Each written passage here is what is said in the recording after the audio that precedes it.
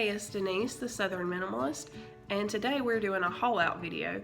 So I'm going to show you some of the stuff that is leaving my house today. Right now I'm doing the onion method, and I'm not sure if any of y'all are familiar with that method, but basically what it is you walk through your house and you see if there's anything that you don't want or don't need, and you let go of that stuff. You get rid of it. You get rid of it. And then once you do that, you do another walkthrough of your house and find more things. And so slowly, layer by layer, you peel back all of the things that you don't need, and you're left with just the bare minimum of what you really need and want in your life and in your house. And so right now for me, that's the easiest way to go. I've done Marie Kondo in the past, and those are great for big purges. I really love Marie's whole aesthetic. I've read her books and I've watched the show. You know, I believe in what she's doing, and I think it's a really awesome way of doing it. But right now for me, the onion method is just where it's at, so that's what we're going with. So I have a few things here from throughout the house. There's some from the bathroom, some from my kitchen, some throw pillows from throughout the house. We have some towels and things that we're not using anymore, and just things that we don't need. There's a lot of stuff from my bathroom because where we used to have our medicine was in a white Hoosier cabinet, kind of in a little like hallway alcove between the kitchen and our living room. And my daughter could probably get into that if she wanted to. And so I ended up moving all of the medicine to the medicine cabinet in the master bathroom. And the master bathroom medicine cabinet was housing a lot of stuff that didn't really need to be there, that we didn't really need, that has been there for a while. And so once I was able to get rid of that stuff, I actually had room for all the medicine in the medicine cabinet. So we have this brush. I'm not sure what's the difference in the square brush and the round ones, but at some point in time I was told that square brushes are supposed to be superior, and so I went and got one, and I don't like it. I like my round brush. It's my go-to all the time, and so I don't need that one. There's fingernail clippers that nobody uses. We have fingernail clippers that we like, so the ones that we don't, there's no point in keeping. This glass jar that used to house my fake hair. Yes, my fake hair. This is the fake hair. You're supposed to put your hair up in a ponytail or a bun and then put that around it, and it looks kind of cute. You can kind of tell that it's fake hair, and I have not worn that since high school. My mom bought me that in high school, and I'm in my 30s now, so I haven't worn it in like 15-ish years. So it's time to get rid of.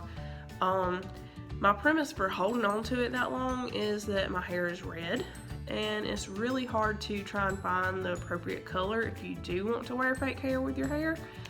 So I kept it thinking that one day I would probably want to wear it, and I just never did. We have things like this. I think this was like 88 cents, some shaving cream from Walmart, and I actually bought it to clean our carpet with because I seen this Pinterest hack where you can clean your carpet with 88-cent shaving cream. It didn't work out that well for me. My room just ended up smelling like shaving cream, and we still kind of had the places all over our carpet in the bedroom. You can use it for what it's actually for, but I forget that we have it. I'm so used to just using soap for my legs to shave with that I forget we have it, and I don't ever use it.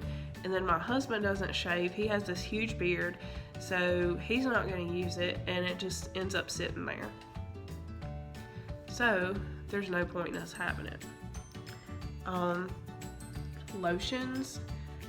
I'm not a big lotion person. A lot of people get me lotion and stuff for Christmas, I guess just because it's a normal thing to get a woman, but I'm not one of those women that likes lotion, so I don't know. It's kind of like they're not really, it's not a personal present. It's not something that they have thought long and hard about and actually spent some time and thought and put into it. They're just like, oh, here's some lotion, and I don't ever use it. So we're just gonna get rid of that.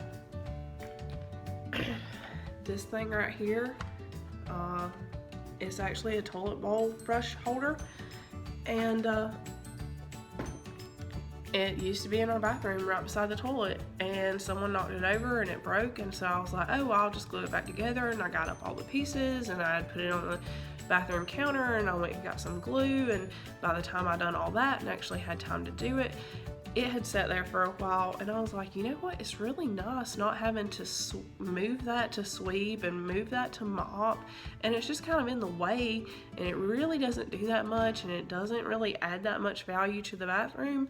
So what I did is I got a command hook, put it on the cabinet door in our bathroom, and when you open the cabinet door, you take the toilet bowl brush holder off of the command hook, and it's just right there up under the sink. So it's pretty close if you ever need it, and it's hidden out of the way and you don't see it or think about it, and I don't have to move that thing to sweep or mop, and it's really nice. We also have these, which is like a little scraper that you put in the bowl and try and get everything out with, and I'm actually getting rid of 5 of these. I'm keeping 2. I have a regular size one and a little mini one. I don't understand why we need that many of these things, because even if I was like a gourmet chef, I'm pretty sure they don't have 7 of these lying around in their house. Even if like everyone in my life was here, like my mom, my mother-in-law, anyone that I've ever met and known was here helping me cook Christmas dinner, then I still probably wouldn't need 7 of those. You know, these things are washable. So, you know, if worse comes to worse and somebody else needs one and you have one, then once you're done using it, you wash it and then the other person can use it. So I'm not sure what the need is for a whole bunch of these. Not sure. But, you know,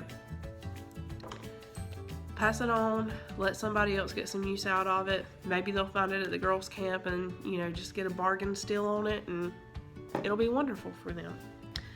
I can also get rid of one of my utensil holders out of the kitchen, because now I've downsized my utensils, so we don't have to have all of these. This thing right here that can only fit bread in, basically. Not sure why you have to have this specific thing. This is marketing. All of this is marketing. I think I was given this a long time ago, but we just use regular Rubbermaids whenever we're going to take a sandwich or whatever to work, so we don't need this specific thing, and it never gets used and just takes up space in our counter or in our cabinets, so there's no point in us having this. This wand thing for my hair that doesn't really curl my hair. I have really thick hair, and so it takes a lot to curl it, and the curls with this thing just don't last. So there's no point in me having it. This thing, really pretty, just not very practical when you actually make tea or something like that. It needs to have a lid. My husband will say that it'll end up smelling and tasting like a refrigerator, which I didn't know that there was a refrigerator taste or smell, but apparently there is. So he won't drink anything hardly out of those. So we just have, you know, the Rubbermaid type or whatever that's made out of plastic that has the little lid that comes in with it, and that's what we use. So there's not a whole lot of point in us having that. If we ever do use it, it might be like once a year, but we have other extra pitchers and there's no sense in us having that. These little things that come with like the Pyrex, and then I have some Rubbermaid ones over here too. These things, we don't ever use them. I'm not sure why the little ones even come in there. I think it's just a gimmick. You know you need the big ones and the other size ones, and so they put those in there. It's kind of like a waste of money for all of us, I feel like. And it's insane because if you buy the singles of what you actually need, it is more expensive than buying a pack that comes with those, but then nobody uses these, and so they just get thrown away and put in a landfill, and it's not good for the environment or anyone. So I'm not sure why they do that, but to me it's kind of dumb. There's also a bunch of pillowcases. Apparently when I started working third shift for a little while, my husband completely changed his sleeping pattern and couldn't sleep, you know, here without me. And so he actually like would toss and turn a lot, and it ended up ripping a lot of our sheets, and so a lot of those just had to be trashed. But the pillowcases were still good, and I held on to the pillowcases for a while. Not really sure why, but we have all these extra pillowcases now that we don't need. And then there's a lot of throw pillows we're getting rid of. I'm not sure if any of you watch Darcy Isabella.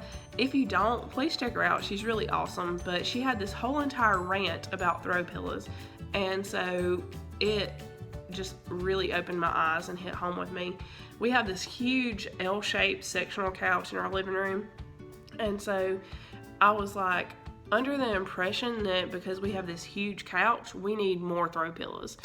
And what would happen anytime that anybody would come over is that they would take the throw pillow that was there and they would move it out of their way to sit down. And so the throw pillows weren't really getting used, and it was kind of aggravating because once they got moved, then the kids would just knock them off the couch, and then they would get dirty or stepped on or dog hair all over them, and I would have to wash them. And then I was aggravated because they got thrown in the floor and nobody was taking care of these throw pillows that I bought, and then I had to wash the things. And then I was aggravated because I had to wash them, and had someone just picked it up and taken the time to actually take care of the throw pillow like it should have been and left on the couch, then, you know, maybe I wouldn't be so aggravated because I'm having to wash all this superfluous stuff.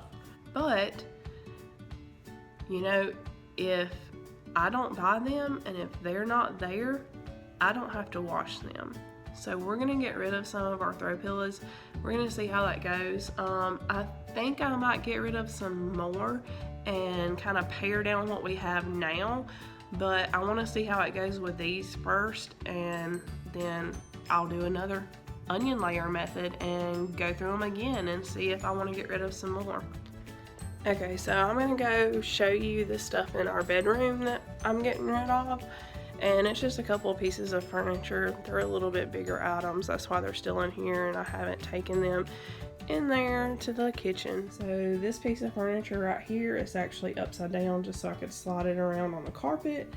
And it used to be in our bathroom. It used to actually be right here, and it fit right there perfectly. It was a freebie. It was given to us, and so I was like, hey, you know, it's free, we'll take it. And it just made the bathroom feel a lot smaller and darker than it is. I put some things on top of it, you know, making sure it looked pretty and all of that. And then this thing right here, this bench, we're getting rid of it. On my husband's side of the bed, we used to have a sewing machine table, and we've actually repurposed that, and it's now in my daughter's room, which we're gonna go and I'll show you that. So this is a little sewing machine table, as you can see. It's just a spot for her TV, and then her little ride-on toys are supposed to go there. She's got another one she was just riding, so it's not put up like it should be, but it's supposed to go right there, and it works pretty good. I mean, it does what we need it to do. She doesn't have anything else that she really has to have in there. So once I was able to move some of this other stuff around and get rid of things, I was able to get rid of bigger furniture pieces like those right there, because we don't need them anymore. I don't need the thing that used to be in our bathroom for storage because I don't have anything that I need to store in it. So once you get rid of a lot of your smaller things, you can move on and do some of your bigger things that store a lot of your smaller things. I'm about to load all this stuff up and take it to the girls' camp. Hopefully it'll only take me one run. I'm not sure with the amount of stuff that I have. But let me know if you have anything like this that was just a complete Pinterest flop and a waste of money. And that way I won't waste mine and other people won't waste theirs. It's always nice to hear from you. So let me know if you have anything that actually works as well to clean your carpet, because mine still looks pretty nasty in our bedroom. and just comment and let me know, what you're getting rid of this week. It's always nice to hear from everyone. I appreciate you all watching. Please subscribe.